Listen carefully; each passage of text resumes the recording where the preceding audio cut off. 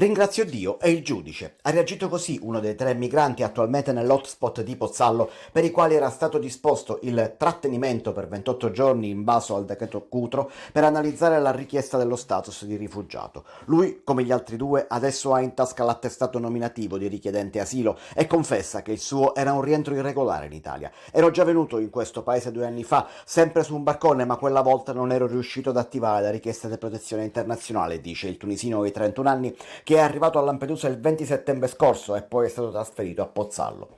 Per lui il Tribunale di Catania ha disposto il non trattenimento.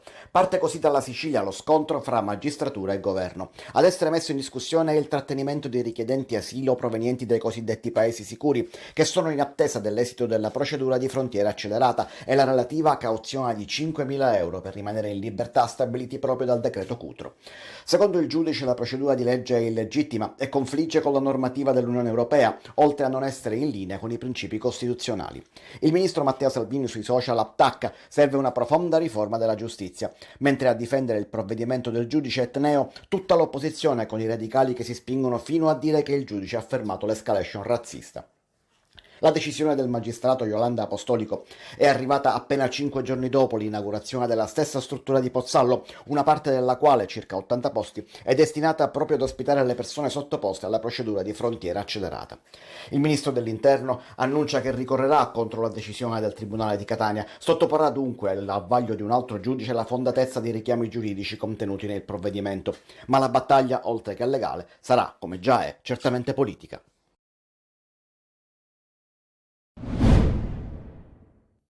Aspettando che i soldi per la sua realizzazione vengano previsti nella manovra di governo, per il ponte sullo Stretto arriva la relazione di aggiornamento del progetto esecutivo definitivo, tutto secondo i programmi. Il 30 settembre era la data indicata dalla legge approvata in Parlamento lo scorso maggio e la scadenza è stata rispettata dal consorzio Eurolink guidato da WeBuild. L'aggiornamento riguarda sia il ponte che le opere di collegamento stradale e ferroviario. Inizia così ufficialmente la fase esecutiva della progettazione. L'impianto sostanziale resta immutato, ma ci sono modifiche imposte dagli aggiornamenti dei materiali, dalle nuove norme tecniche per le costruzioni, alla modellazione geologica e caratterizzazione geotecnica, dai necessari adeguamenti alle nuove leggi in materia di sicurezza e ai manuali tecnici di progettazione, alle prescrizioni ambientali, dall'evoluzione tecnologica dei materiali di costruzione alle tecniche costruttive. L'aggiornamento riguarda anche gli studi di impatto e di incidenza ambientale e la realizzazione paesaggistica. Con il rispetto dei tempi l'obiettivo rimane quello di avviare i cantieri nell'estate del 2024 in linea con le indicazioni ricevute dal Ministro delle Infrastrutture Matteo Salvini, ha detto il Presidente della Società Stretto di Messina Pietro Ciucci. La stessa società adesso sarà chiamata ad aggiornare lo studio di traffico, l'analisi costi-benefici, il piano economico-finanziario con la definizione dell'ammontare degli investimenti e dei costi di gestione e la relazione di sostenibilità. Ma occorrerà prevedere i fondi, 12 miliardi che secondo il Ministro delle Infrastrutture Matteo Salvini saranno spalmati da qui al 2032, data prevista di ultimazione. Segretario, il Presidente del Consiglio dice di aver varato una manovra che è a favore dei ceti più deboli e soprattutto che lotta alla povertà. Che ne pensi?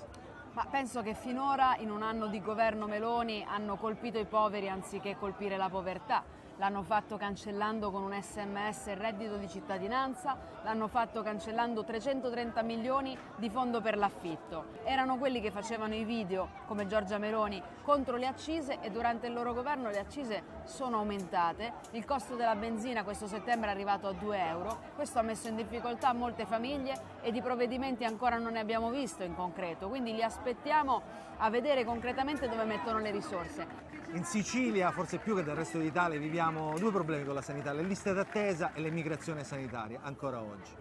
Non è accettabile avere liste d'attesa che durano 2-3 anni, persone che non riescono a prenotarsi un appuntamento e rinunciano a curarsi, soprattutto le persone più fragili, le persone più povere. Noi chiediamo che ci siano più risorse sulla sanità pubblica universalistica. È bastato un anno al governo di Giorgia Meloni per invertire il trend di crescita del Fondo Sanitario Nazionale. Mettiamo lì le risorse della manovra, perché le persone stanno rinunciando a curarsi e non è accettabile, perché nei reparti manca il personale e non lo possiamo accettare, perché anche questo si traduce in tagli dei servizi e in privatizzazione. Salvini va ancora sbandierando l'inizio della costruzione del ponte sullo Stretto di Messina per l'anno prossimo. Ma io lo inviterei a fare anche solo la Palermo-Agrigento che io ho fatto oggi. Mi hanno detto 12 anni di costruzione e ancora stanno facendo i lavori. Non è accettabile la situazione attuale della mobilità in una regione che quest'estate ha avuto anche il dramma dei roghi. Allora è adesso che serve investire risorse sulle infrastrutture che mancano,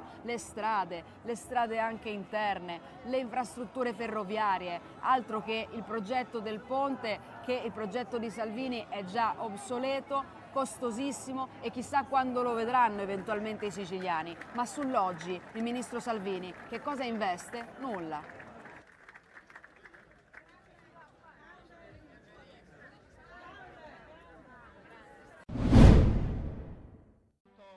L'arancino più grande del mondo parla messinese. Il record è stato centrato ieri sera a Piazza Duomo, dove è stato fritto un arancino da 56 kg e 200 grammi, certificato dal giudice Lorenzo Veltri, noto per la sua partecipazione allo show dei record. A realizzarlo sono stati Stefano e Davide Ferro della Rosticceria Panillo, che hanno poi devoluto il grande arancino alle mense dei poveri di Sant'Antonio e della Beata Eustochia.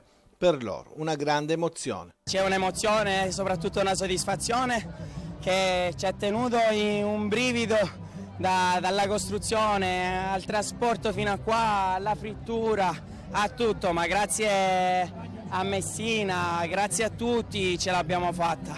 L'emozione non si contava la paura, il cuore piccolino per la paura di cadere, che qualcosa andasse storto. Ma ringraziando a tutti ce l'abbiamo fatta ed è stata una soddisfazione immensa poter portare questo arancino qua agli occhi di tutta Messina. Superato il precedente record di 37 kg e 200 grammi appartenente ai cuochi catanesi Carlo Cannavò, Francesco Spampinato e Orazio Gravagna, sotto gli occhi di tantissima gente che ha gremito una Piazza Duomo che si è trasformata in un parco gastronomico, dove è stato possibile anche degustare un nuovo arancino, il Messenion, realizzato con gli ingredienti provenienti dai comuni di Messina, Galati Mamertino, Giardini Naxos, Montalbano Elicona, Novara dei Sicili e Tripi, un progetto voluto dal Comune e da Confcommercio che intende dare seguito al programma di valorizzazione del brand Messina.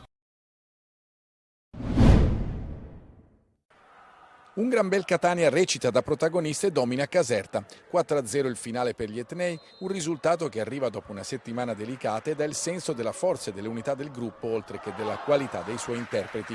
Tabiani indovina tutte le mosse, schiera nuovamente Quaini davanti alla difesa. L'approccio è da squadra affamata, con una punta di genio però, perché Chirico decide di scrivere la storia della neonata società e dei colori rossoazzurri con un gol da cineteca. Dalla propria metà campo fa partire un tracciante che illumina ulteriormente la giornata di sole casertano. Venturi è pescato fuori dalla porta ed è 1-0 per i rossoazzurri che giocano in maglia bianca. Un autentico Eurogol che va apprezzato ancora. Dopo tanti pali e traverse in avvio di campionato arriva anche questa bellezza. La Casertana prova a tornare in partita ma è punita al 25esimo. Verticalizzazione che arriva a Zammarini, gran girata del centrocampista e sulla ribattuta irrompe il bomber di Carmine, tappin vincente e 2-0. Il Catania è padrone del campo e colpisce anche l'ennesimo legno della stagione con Rocca al culmine di un'azione bellissima sull'asse Quaini-Castellini. Il più bel primo tempo della stagione della squadra di Tabiani fa da preludio ad un avvio di ripresa ancora migliore. Cangelosi corre ai ripari e cambia 5 giocatori, ma a segnare è sempre il Catania. Prima con Di Carmine che riceve palla al limite e fulmina ancora Venturi.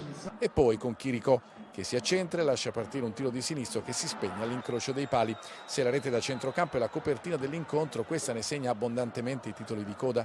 Il resto è accademia, con Beters che mantiene inviolata la propria porta e Bocic che si fa espellere ingenuamente con la partita ormai in ghiaccio. Prima vittoria della storia a Caserta, se quello del Pinto è il vero Catania lo dirà il resto del campionato, ma di certo quella che esce dallo Stadio Campano è una squadra convinta dei propri mezzi che unisce genio e regolarità, un mix che può essere letale.